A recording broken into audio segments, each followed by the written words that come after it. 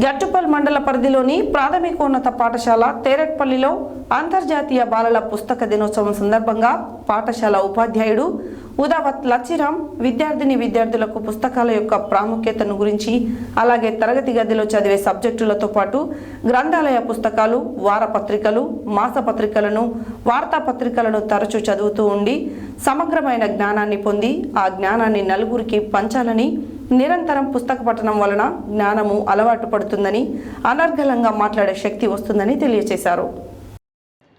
నల్గొండ జిల్లా గట్టుపల్ మండల పరిధిలోని ప్రాథమికోన్నత పాఠశాల తేరెట్పల్లిలో అంతర్జాతీయ బాలల పుస్తక దినోత్సవ సందర్భంగా పాఠశాల ఉపాధ్యాయుడు ఉదావత్ లచ్చిరావు విద్యార్థులకు పుస్తకాల యొక్క ప్రాముఖ్యతను గురించి, అలాగే తరగతి గదిలో చదివే సబ్జెక్టులతో పాటు గ్రంథాలయ పుస్తకాలు, వారపత్రికలు, మాసపత్రికలను, వారపత్రికలను తరచూ చదువుతూ ఉండి సమగ్రమైన జ్ఞానాన్ని పొంది ఆ జ్ఞానాన్ని నలుగురికి పంచాలని, నిరంతరం పుస్తక పఠనం వలన జ్ఞానం అలబడుతుందని, అనర్గళంగా మాట్లాడే శక్తి వస్తుందని తెలియజేస్తూ, చినిగిన చొక్కా అయినా తొడుక్కో కానీ మంచి పుస్తకం కొనుక్కో అని కందుకూరి మాటలను విద్యార్థులకు గుర్తు చేశారు.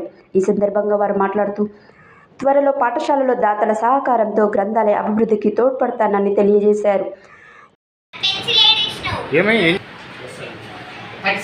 అంతర్జాతీయ బాలల పుస్తక దినోత్సవం ఈరోజు. మరి పుస్తకాలు బాలలో ఎంత చదివితే అంత నాలెడ్జ్ వస్తుంది. మరి మీ రొటీన్గా ఉండే సబ్జెక్టే కాకుండా బయట పుస్తకాలు కూడా చదవాలి.